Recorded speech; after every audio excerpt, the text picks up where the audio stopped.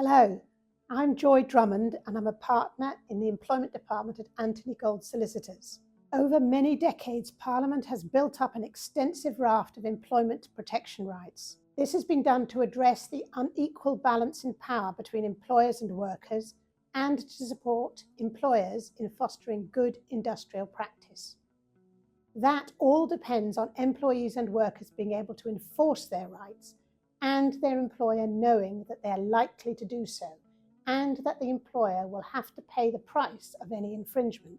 It is very important that where necessary as a last resort, claimants can bring claims with a minimum of financial and administrative hurdles. This is vital to ensure that employment protection extends to those who are most vulnerable to having their basic rights ignored by their employer, especially those in non-unionised workplaces. The Ministry of Justice proposes to reintroduce fees, including a fee of £55 to issue a claim in the Employment Tribunal. They have launched a consultation process on their proposal.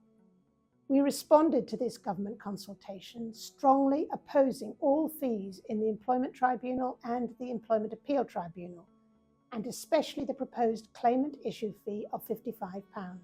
Our response challenges the Ministry of Justice's rationale and highlights the harmful effects fees would have on the ability of individuals to enforce their employment rights in practice. This would damage the public good of maintaining strong compliance with employment law across all sectors.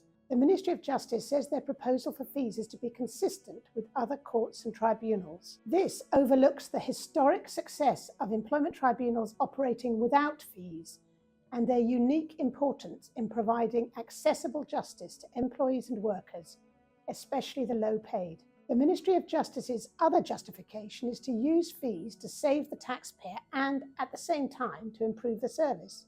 It cannot do both and would add very little to tribunal resources.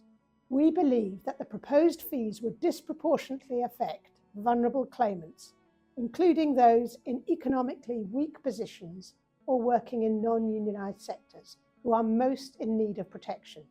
The facility to apply for remission on fees by completing a complicated and intrusive form at the same time as completing a claim form is no answer. The barrier remains. The need to pay a fee or apply for remission would also certainly deter claimants who are vulnerable for other reasons, such as lack of aptitude in form filling, being time poor, or English not being their first language. It is hard enough for employees and workers to enforce their rights without this further hurdle. For employment protection to be real and effective for all employees, they must have free and unfettered access to justice. For those interested in finding out more about the detailed reasoning in our consultation response, please look at our full submission using the link in the description. Thank you for watching.